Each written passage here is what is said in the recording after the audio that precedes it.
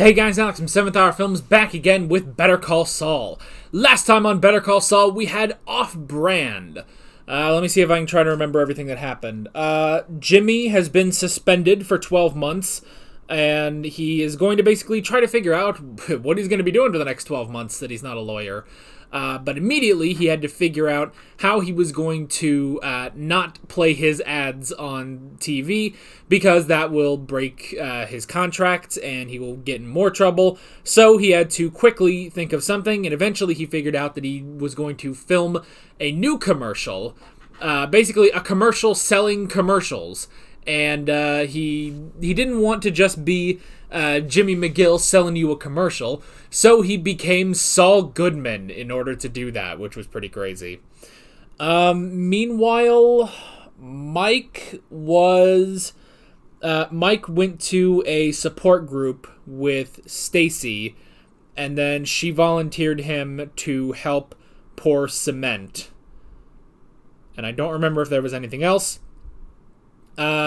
Chuck is he is downtrodden because he has lost, and Jimmy has not been disbarred. So he went out and actually made a phone call to the doctor who has taken care of him before. Yeah. And then the last thing, I guess, would be Nacho, who is having some difficulties in the cartel. And Hector wants him to use his father's shop basically as a front for distribution, but Nacho doesn't want that. And then he noticed that Hector is suffering from some sort of illness, and he was able to swipe one of his pills. So interesting stuff. Perhaps a Nacho versus Hector, a Nacho defecting to another side, perhaps. We'll have to see. We will definitely have to see. But yeah, that was pretty much it. A very, very great place, very great episode. So yeah. With that said, why don't we just go ahead and jump right into this episode of Better Call Saul. Here we go. Ugh, excuse me. I just had lunch.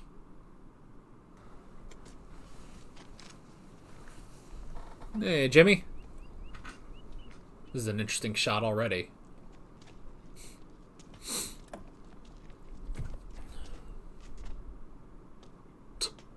Boy, it's a lot of people. Wonder why they had to break up the shot. Can I read it first? It's just a waiver. We're not responsible if you hurt yourself.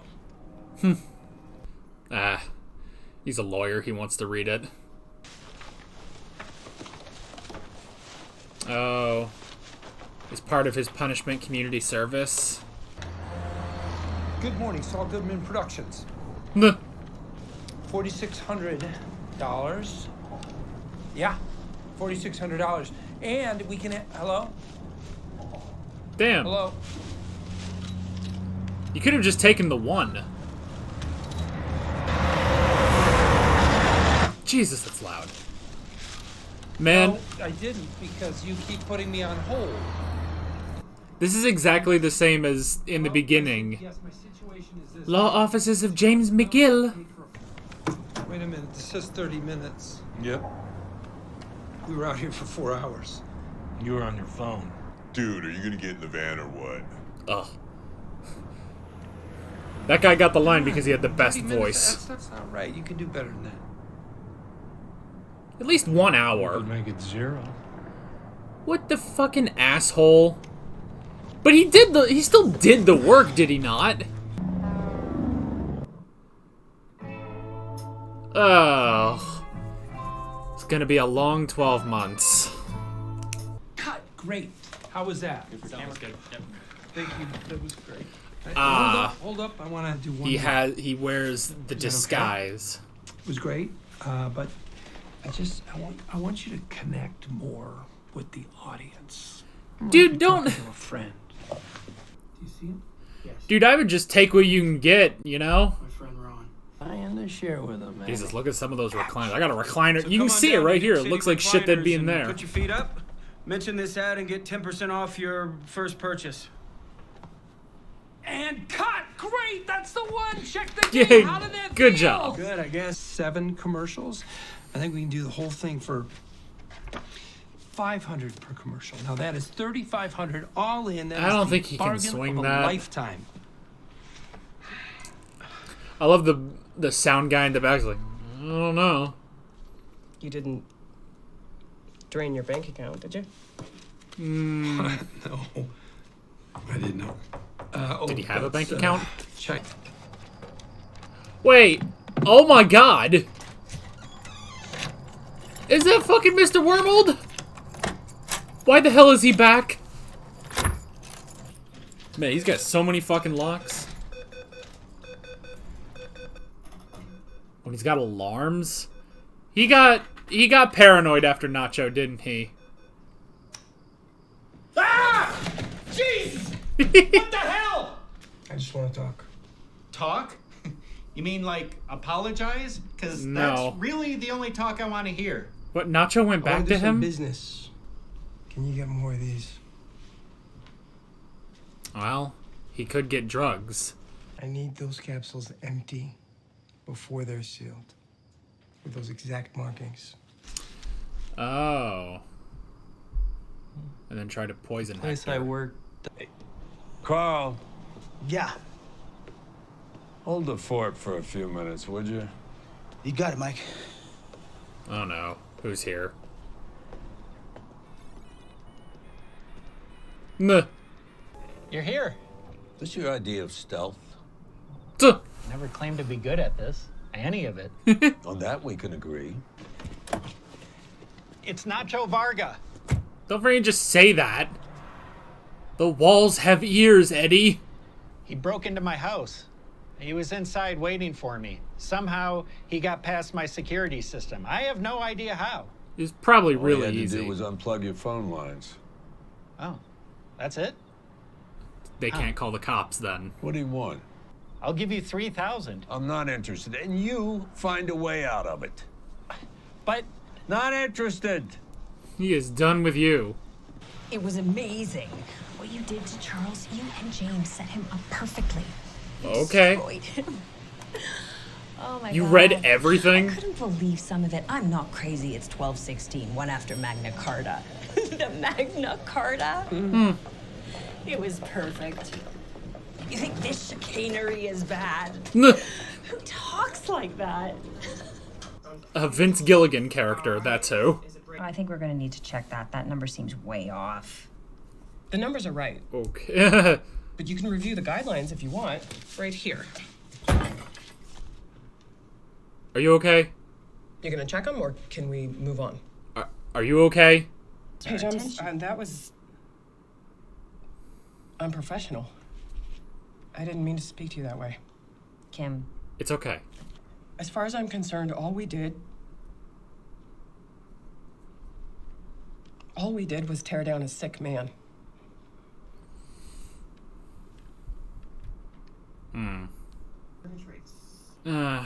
So she's got some guilt over chicanery. That doesn't sound good. Come on, come on. Come on. Just give it a sec.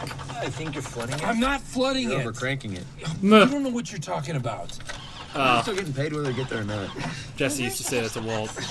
You see that? Fender Stratocaster signed by Richie Blackmore. You know who that is, right? Someone no one's ever heard of. That's real good. I hope your parents enjoy supporting you for the rest of their lives. Damn. Come on. Richie Blackmore. Deep Purple. Ah. Another brick in the wall. That's Pink Floyd. I weep for the future. Meh. Free. I'll shoot the spot for free. For free. For You will free. shoot this spot for free. I'll film your ad, and I'll put it on. I mean, But when you see it's more kind of even just less than money. It's he's got to fill this time. He puts it like that. I guess we can't. Good. Okay. That's the best decision you're gonna make. The best. Which means he has to pay them out of his own wallet. You gonna catch the bus, Mr. McGill? No, you guys get to the editing room. I just need to sit.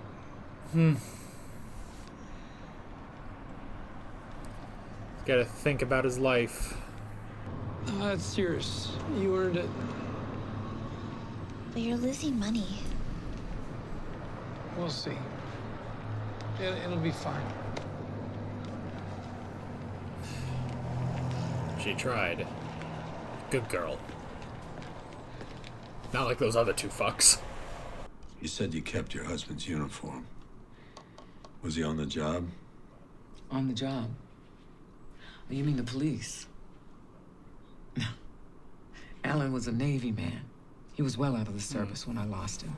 He went hiking in Gila National and never came back. They found our car, but they never found him. Jesus. And I don't know if he slipped and fell or had a heart attack or met someone who didn't like the way he looked. I don't know.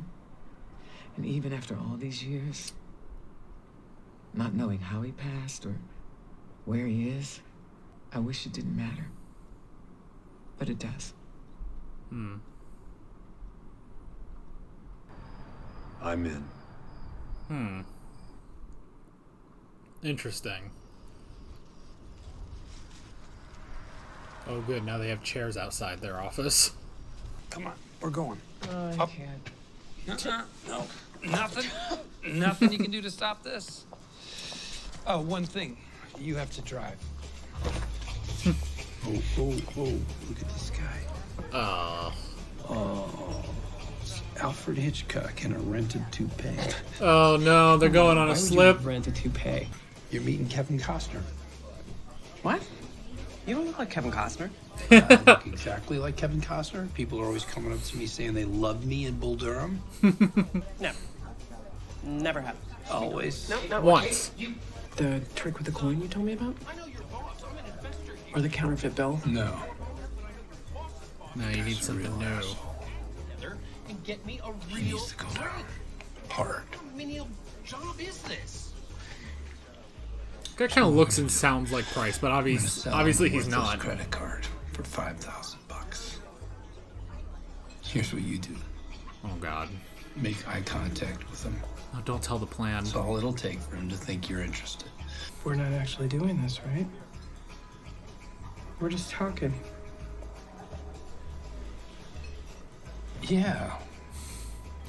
Just talking.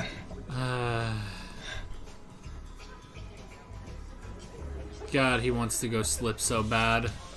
Was there another way? About Another Chuck. way. He had us in a corner. Okay, we did what we had to do.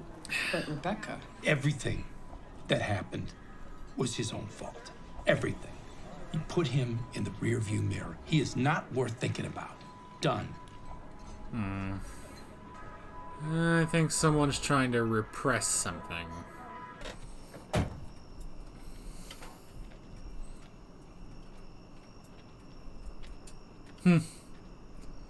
Middleman. Really? He called me for obvious reasons. Look, Hector keeps the pills in his coat pocket. When he hangs up his coat, I'll make the switch. He goes down, then what? His heart goes out. That's it. That's Got it? eyes on Salamanca. You do this. How are you going to stop them from finding out it was you? There are more people than the Salamancas to worry about here. Yeah. Now, if you manage to pull this off without a bullet in your head and switch those pills, then switch them back. Why? Anyone gets an itch about the medicine not working, they're going to look at those pills. Yeah. You do this, switch them back. Which is what... Ironically, that's what Jimmy did to the 1216 and 1261 back in season 2. I'm sorry, Mr. McGill. It doesn't work like that. We don't refund for unused malpractice insurance. But it's a lot of money for nothing. I understand it seems that way, but if one of your clients decides they want to bring a suit against you, this continues your coverage. That's the thing. My clients, they love me. Yeah, they're old And people. They would never. When your license is reinstated next year, because of the suspension, your premiums are going to go up considerably. How considerably? very considerably. You ever been in a car wreck? That shit goes up. Don't ask me how I know that. Mr. McGill, I'm sorry. I wish we could help you, but we just can't. I'm sorry. Now, it's hard. Very, very hard. I'm just having a rough time. I just need a break. Just one break. Shit, this all seems legit. I spent years caring for him, and now he hates me. Oh, this is all legit. It's the only family I got left, and he hates me. He hates my guts. Is this your brother, Charles? No other brother. He had a complete mental breakdown at the bar hearing. Your brother, he had a breakdown in court? Yeah. It's in the transcripts. And I'm worried. If he screws up with one more big client, it's just gonna destroy him. What are you writing? No, don't write. I didn't mean to say that. I don't want him to get in trouble with you guys because of me. I wouldn't worry about it, Mr. McGill. Please feel better. I'm sorry. Just forget.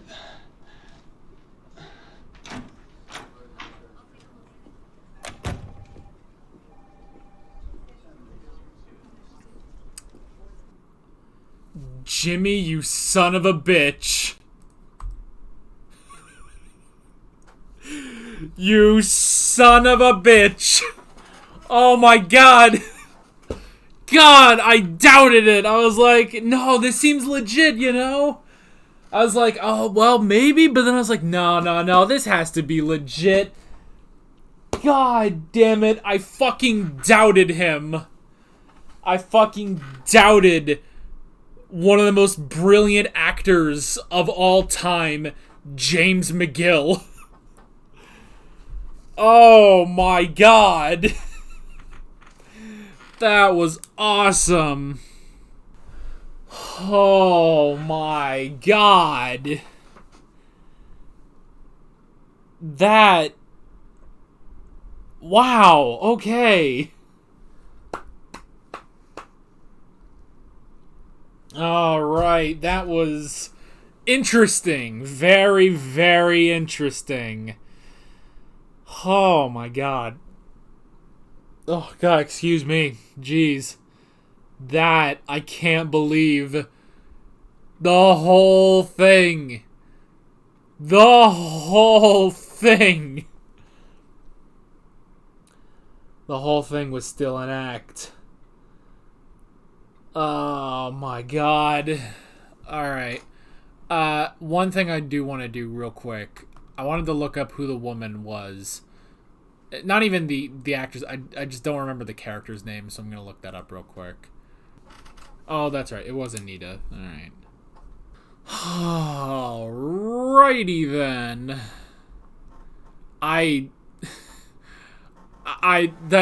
That's so amazing, you know?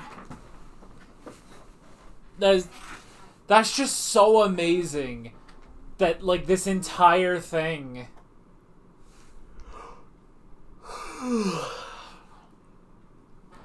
This entire thing...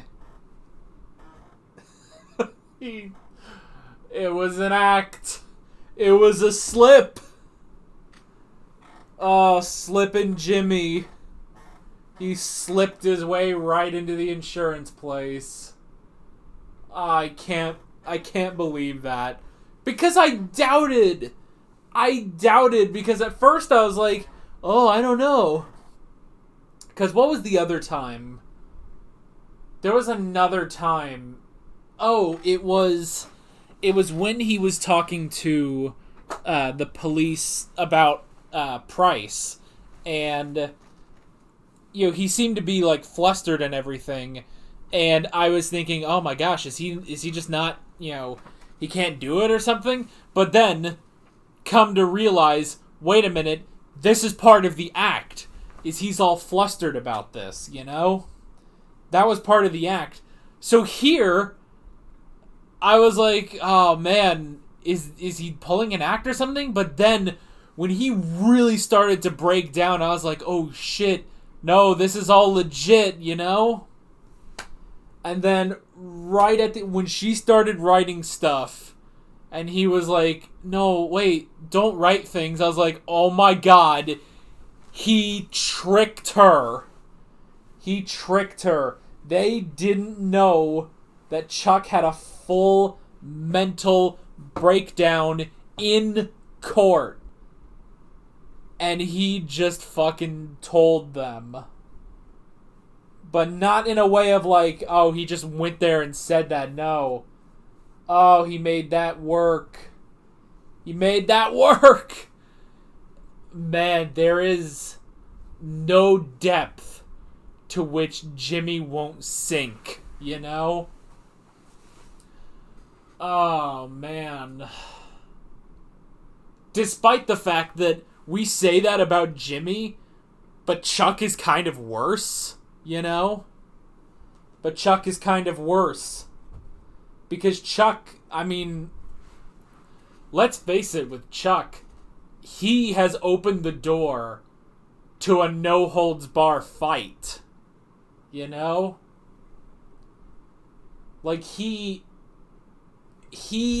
used his brother's love for him against Jimmy. You know?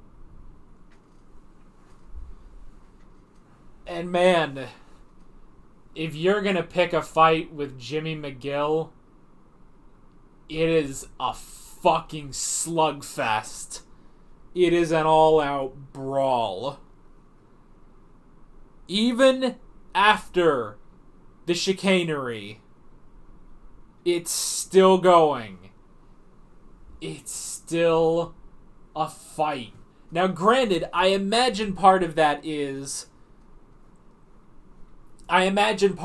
too is Jimmy is hoping to get money out of this somehow. I don't know how, but it must be something about that, because that's what this whole episode was about, pretty much. You know? Expenses. There you go. Those are words. So, yeah. I fucking doubted him. God damn it. I fell for it, fool. Oh, man, oh, man.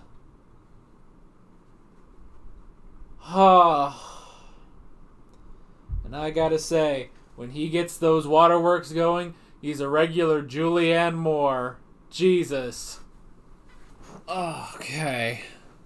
So, to go into the notes. So, Jimmy is doing community service for the next year. But because he was on his phone, he didn't get enough time, which sucks. Excuse me. Jiminy. Alright. But when he says, like, look, I picked up more than anyone here. Like, I don't know.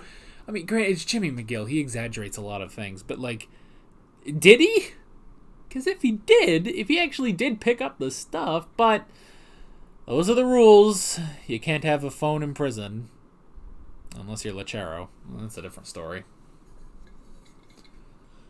So, yeah. Yeah, community service.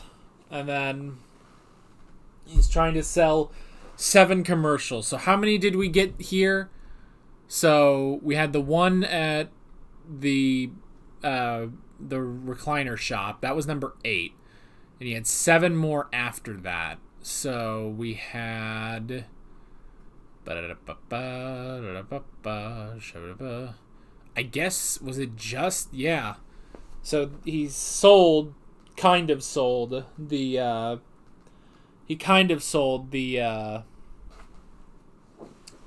music shop, the instrument shop, which means he still has 6 more commercials that he needs to get rid of. And now, not only is he not turning a profit, he's spending more on all of this, you know? He is paying his people. He is paying his people, but boy, it is getting rough. It is definitely getting rough. And it is, I will say, just as a quick aside, it is still weird hearing people call him Mr. Goodman, you know? Now that he has, at least just for the commercials, adopted the name Saul Goodman, you know? It's crazy. We haven't heard it in so long, you know? So, yeah. But he's got the money issues, and he's got to figure things out. But maybe he's figured something out with this insurance. On the other side of this, we also have Kim feeling guilty over what happened with Chuck. And thinking, was there another way? Which I don't really think there was, you know, because it's kind of like Jimmy said, it's like, look, he backed us into a corner, you know? Like, if it was just sort of open, maybe you could have found something else, but you were forced into that hearing, you know? Jimmy was forced into that hearing, and the only way to come out of that hearing successful was to tear him down, you know? You tear him down so that you can prop Jimmy up, you know? And the whole thing, I mean, it is an interesting thing. You know, everything with Chuck in this series has been so interesting because on some level you agree with him, you know? Jimmy is a con man. We know what he will become. We know Saul Goodman. Saul Goodman is 1,000 times worse than Jimmy is now, you know? Like, everything there, he is right. But at the same time, you also know that it is a somewhat irrational hatred of his brother. He doesn't give Jimmy the credit he does deserve, you know?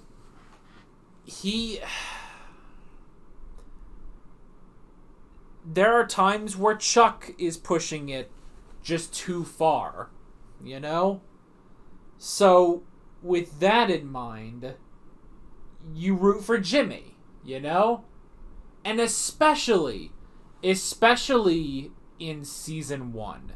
Because Jimmy has gotten worse, but originally, with everything of, well, Jimmy's trying to, you know, he's getting his act together, he had a job in the mailroom, then he became a lawyer, and then he found a good, legitimate case, the Sandpiper case, and he was doing good, actual, legitimate work. And Chuck, at every opportunity, tore him down, you know? And honestly, it's like, look, tearing down Chuck now, like, it was a full tear down. Like, he's out. He's just fucking done, you know? Like, we have we basically destroyed him. But remember, I can't remember how many episodes ago this was, but we made like a scoreboard of how many hits Chuck and Jimmy had on each other. And Chuck outnumbered Jimmy, you know? So, it's like if this was a war and, you know, they're fighting all the battles and stuff, you know, Jimmy winning a couple battles, but Chuck winning a lot of battles, but Jimmy still surviving, but then Jimmy drops the ender, you know, the bomb that will end the entire war in an instant, you know? So while Chuck... So it feels like Chuck has, you know... Let's think about it like Chuck's side has like 25 victories. Jimmy, he's got about 8. But Jimmy's 9th victory basically wipes out all 25 victories Chuck had. This metaphor's falling apart, I think, but it's okay. And so now everyone's looking at this like, damn, Jimmy, you just fucking ended that war. Like, that was ridiculous. They're not going to be able to bounce back from that. But when you really look at the war, remember that Jimmy has been on the backswing of a lot of this. Jimmy has faced so many losses, but Chuck has suffered one colossal loss and a couple other small losses. Like, in terms of a win-lose ratio, Jimmy has lost more than he's won. Chuck has won a lot more than he lost, but that one ender, you kind of look over at Jimmy and think, damn, Jimmy, that was savage, you know? Which I don't know any war that has ended with, like, you know, when nobody looked at the end of World War I and was like, damn, Allies, y'all were savage, man. Is that a bug? Or am I going crazy? I can't tell if there's a bug on my floor or if I'm going crazy. Doesn't really look like it's moving, so. I got ice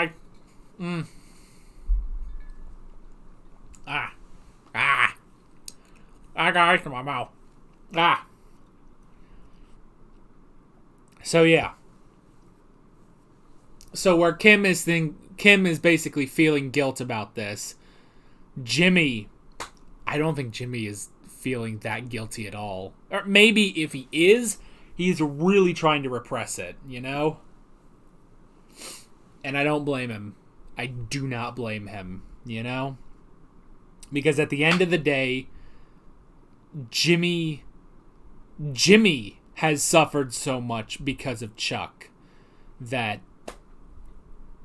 this... I don't know. On the other side of things, they brought back Pryce. I love that. I love that they brought back Pryce. That is so amazing.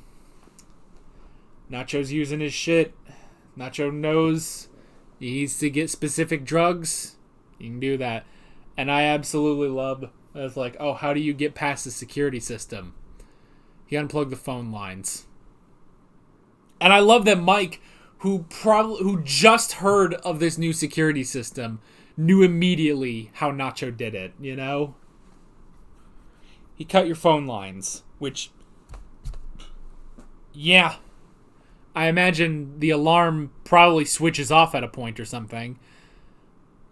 But if this alarm, like, calls the police or calls him or anything, if there's no phone line, that's actually the thing in one of the interesting things. Have you guys ever seen the movie IT with Pierce Brosnan and I think Jared Leto, actually? Is Jared Leto in that movie, or is it a guy that looks like Jared Leto? Well, either way, while I look that up,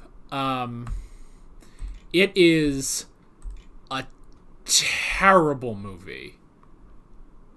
Okay, I guess it's not. Well, it's a guy who you'd swear he could be Jared Leto, but I guess not. It's James Frackaville. Frackaville. That's an interesting name.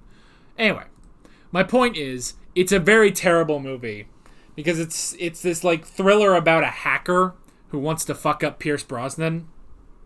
So he, like, hacks into his smart house and stuff, and Pierce Brosnan, this is a big aside, but whatever. Pierce Brosnan basically calls this, like, super elite spy tech guy to come and, safeguard his house. But he doesn't really do much. Like, he basically, like, he rips one of the smart panels off the wall, but it's still, like, connected. You can still see, like, the screen is flickering, and it's still connected to the house. So he didn't do a fucking thing. And yeah, if you want a hacker to not hack into your house, there's two things you can do. Number one, unplug your goddamn internet. If you unplug your internet, he can't hack in. But let's say somehow he does. Turn your electricity off.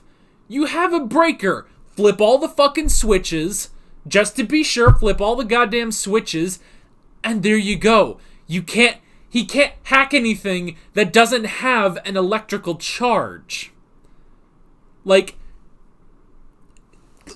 duh. But no, the movie is like, no, we have to get, like, the government's best tech person to do that. Big tangent. But basically, it's the same thing here. If the alarm is either going to call Pryce or call the police, all Nacho has to do is cut the phone line, and it's done. And he just walked right in, you know? He just walked right in, and that's it. That's amazing. I love that. I love that we get this, like, 20-second part where he's unlocking everything and doing everything. He turns on the light, Nacho's just right the fuck there. But I love it. I love Pryce. He's just so goofy and fun, you know? But yeah, so the plan was to get the drugs, and then Hector, he won't have his drugs, and eventually he'll keel over and die. So that'll just be it. But I like how Mike basically was like, look, if you're going to do this, you then need to switch the drugs back. And that's basically, like, it's a solid plan that Nacho has, but he just missed that last step, and it's switch the drugs back. Now, we talk a lot about parallel stories on this show, and right now, I don't really see the parallel between Mike or that side of the story and Jimmy's side of the story. I don't really see that at the moment, but Nacho, the whole thing with, well, then you need to switch the drugs back, because as soon as they think it's the medication, they need to see that it's the correct medication, you know? They need to be able to test it and know that is the correct medication, so that suspicion is gone, you know? That way, you're not going to get that bullet in your head. But then, the thing about that is the parallel there is actually from last season, because after Jimmy went and sabotaged those documents, changing 1261 to 1216, then after they went off to that hearing, then Jimmy went back and changed it all back so that Chuck would look crazy, you know? Absolutely no evidence of any tampering. So I like that. I like that that's sort of our parallel here now with Nacho, you know? So, that was really interested. But everything with Mike, you know, not being interested in it, I like that. That was interesting. He knows immediately, like, look, you get out of this. I'm not helping you, you know? So, that was interesting. But then, we got more of Mike at the church and stuff, and hearing the story of Anita. Now, was there something... Maybe I'm missing something, but he hears about the uniform. You know, she keeps the uniform well after her husband died, and in this tragic, you know, disappearance, basically. But yeah, so then after that, he decides to go and help Pryce. I'm not entirely sure the correlation. Like, maybe I'm missing something, and that happens, you know. Sometimes that does happen where maybe I miss something. So maybe you guys can fill in the blanks for me in the comments. But now I'm not sure. But it was still a very interesting story in this sort of, I guess honestly, parallel between Mike and Anita, you know, where Mike had his son, she had her husband and stuff, even though it was different between, you know, police and Navy, but still. So I like that. And yeah, the whole thing of her husband just disappeared, basically, was very interesting. But maybe I'm missing something there. I don't know.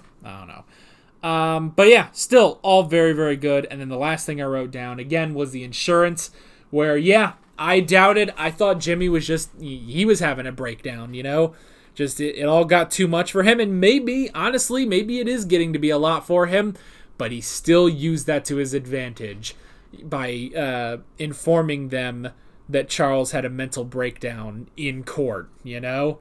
So, he's definitely going to get something out of that. It may be a low blow, but Jimmy, you know what? You swing that low, Jimmy swings lower. you cannot get in a good conscious fight with this guy, you know? Especially, too, because he will go so underhanded. Chuck will go underhanded legally. Jimmy doesn't have that legally part, you know? So, real great stuff. Really, really great stuff all around. And I'm very curious to see where we go in the next episode. So that is basically it. With all that being said, I'm Alex from 7th Hour Films, and I will see you guys next time. Take care. Alright guys, thanks for watching this video. There's a bunch of links on screen if you want to go click around to any of those. There's a playlist for all of my Better Call Saul reactions, as well as another playlist for all of my Breaking Bad reactions. There's also a subscribe button and a Patreon button on screen, as well as other links in the description if you want to go check out any of those. See you guys later.